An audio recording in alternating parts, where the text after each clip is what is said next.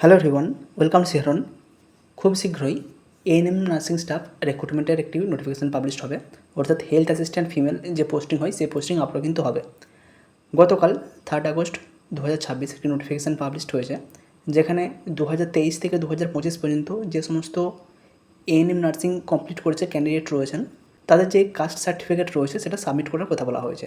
5 August 2026 থেকে 16/9/2026 পর্যন্ত যে সমস্ত ওয়ার্কিং ডেগুলো থাকছে, যেমন সানডে, স্যাটারডে বা আদার্স যে সমস্ত হলিডে থাকছে সেইগুলো ছাড়া যে সমস্ত ওয়ার্কিং ডে থাকছে সেই সমস্ত ওয়ার্কিং ডেতে স্বাস্থ্য ভবনে গিয়ে জয়েন্ট ডিএইচএস নার্সিং ক্যাডারে যিনি রয়েছেন তার কাছে রিজার্ভেশন যে সার্টিফিকেট, অর্থাৎ এসসি সার্টিফিকেট, এসটি সার্টিফিকেট, কারো যদি ইডব্লিউএস সার্টিফিকেট থেকে থাকে সেটা, কারো যদি ওবিসি সার্টিফিকেট থেকে থাকে, সেই সমস্ত সার্টিফিকেট কিন্তু সাবমিট করতে হবে।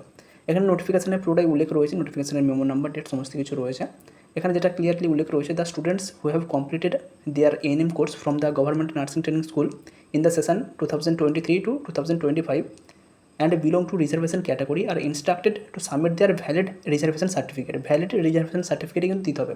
এতে অনেকের কনফিউশন যদি থাকে যখন ট্রেনিংয়ে এন্ট্রি নেই বা যখন ট্রেনিংয়ের সুযোগ পেয়েছিল তখন ওবিসি সার্টিফিকেট ছিল, বাট এই সরকার যেহেতু 2010-এর পরে যাদের সার্টিফিকেট রয়েছে ওবিসি সার্টিফিকেট সেগুলো ক্যান্সেল করছে, সেক্ষেত্রে কী করবে? অবশ্যই যদি এখন সার্টিফিকেট ভ্যালিড থেকে থাকে তবেই সাবমিট করবে। আগে যেটা হয়ে গেছে, আগে দেখে ক্যান্ডিডেট বা স্টুডেন্ট তখন চান্স পেয়েছে, সেটা কিন্তু হয়ে গেছে। এখন যদি থেকে থাকে সেটাই দেবে, যদি না থেকে থাকে জেনারেল ক্যাটাগরি হিসেবে ট্রিট করা হবে। তো যাই হোক, এখানে যেটা বলা হয়েছে, office of the joint DHS স্বাস্থ্য ভবন from 5th August 2026 to 16th September 2026 excluding Saturday, Sunday and holiday.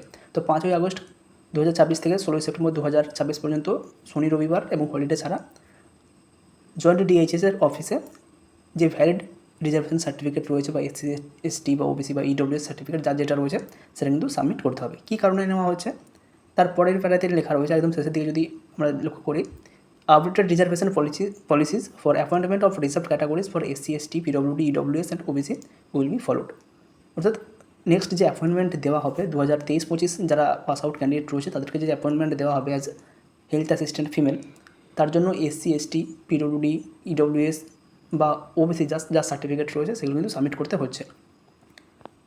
Next একটা নোটিফিকেশান, পরের প্যারাটা রয়েছে, in terms of memo number vide. এখানে যে মেমো নাম্বারটা দেওয়া রয়েছে 29 মার্চ 2026, অর্থাৎ বিজেপি সরকার শাসনে আসার পর ওবিসি সার্টিফিকেট রিলেটেড যে নোটিফিকেশান পাবলিশ হয়েছিল সেখানে বলা হয়েছে, the applicability of OBC reservation at non creamy layer status in recruitment will be followed.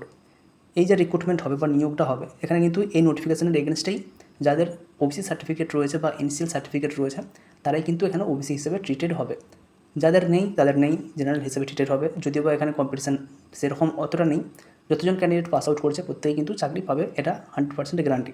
So the candidates belong to specific reserved category as per the above mentioned government notification are instructed to submit relevant valid certificate duly issued by the competent authority. সুতরাং যার যেটা রয়েছে সেটা কিন্তু তাকে submit করতে হবে। এই ছিল নোটিফিকেশান।